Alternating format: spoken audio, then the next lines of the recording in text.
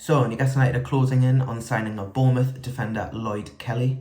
Now Kelly will leave Bournemouth as a free agent, and it seems though his destination will be St James's Park. Plenty of reports today, which is on Tuesday the 11th of June. If you're wondering, the plenty of reports today suggesting that's almost completed. Medical booked in sort of in the coming days and weeks, and that one will be confirmed as expected unless there's any issues with medical very soon. So yeah, it's a solid start of the window for Newcastle. Kelly will provide lots of Premier League experience. He's still only 25, so he's still got a few years before he's in his prime, but it'd be one, as I said, lots of Premier League experience. Worked with Eddie Howe in the past, albeit just for 1 year at Bournemouth. Howe's a big fan. He's talked about his leadership qualities, his maturity, even as a 20-year-old back when they worked together. So it's certainly one that will help bolster Newcastle's defence, both in the middle of the defence where Kelly plays predominantly, but he can also play on the left of the defence, so that'll help Lewis Hall, Dan Burn. The options there, they've got enough, and obviously with Sven Botman and Jamal Lascelles being out injured for considerable time, any sort of options that can get more bodies in essentially to cover them too is helpful. So Kelly will be that. Is it the marquee signing everyone might have been hoping for? Is he one that will transform the team, take them to a new level? Probably not, but it just helps get more options in. It helps strengthen their defence, which needed strengthen. That was one area of the squad they went in the window needing to strengthen, and with Kelly they've done that.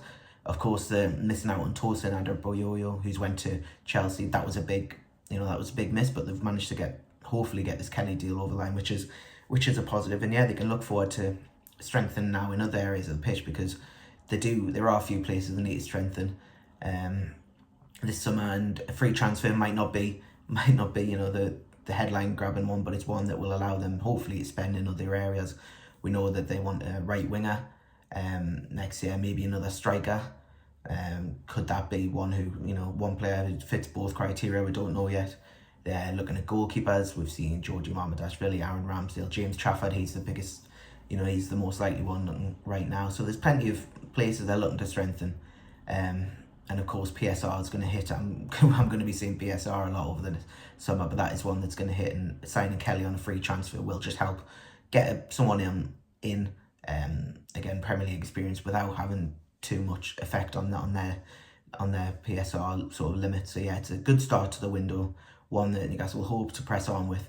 Of course, the transfer window hasn't actually opened yet. That opens on Friday, 14th of June, so a couple of days yet. So there's still plenty of time, and the Euros are always going to be a complicating factor this summer. I don't think many expect any big deals to be done sort of till mid-July, August, when the teams start coming back and really start their pre-season preparations. But yeah, Kelly in through the door will be a big boost for Newcastle, one that they get in early.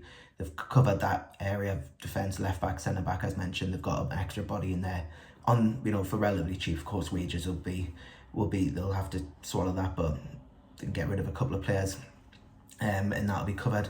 And yeah, it's a solid start for Newcastle, but one they need to press on with. I think many Newcastle fans expect them to not go too much this window. I don't think anyone's expecting 10 or 11 transfers or anything like that, but I think 3 or 4, Kelly will be the start of that, and if they can get a couple of big names in to improve that starting 11, then they'll have they'll fancy themselves with having a good window.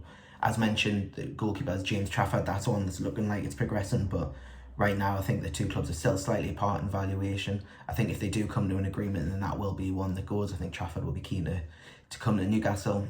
He might have to act as Nick Pope's deputy for a bit, but I can imagine that'll be one that, although he'll want the first team football, I think he'll relish being able to work under Pope, under Howe and his coaching staff, and really become their long-term number one if he does move to Newcastle. So that's one to keep an eye on.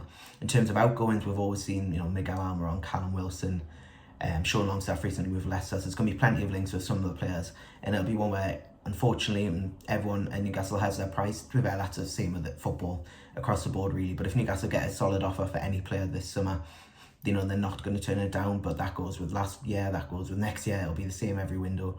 Bruno Guimaraes and Alexander Isak, of course, two players I really want to keep hold of, and I think they will keep hold of them this summer.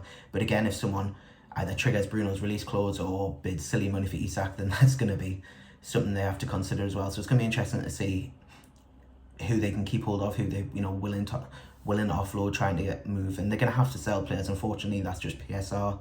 Again, that's just the way of life. If you can sell players, you can buy more players, and that's something they'll want to do. So player trading will be a big thing this summer.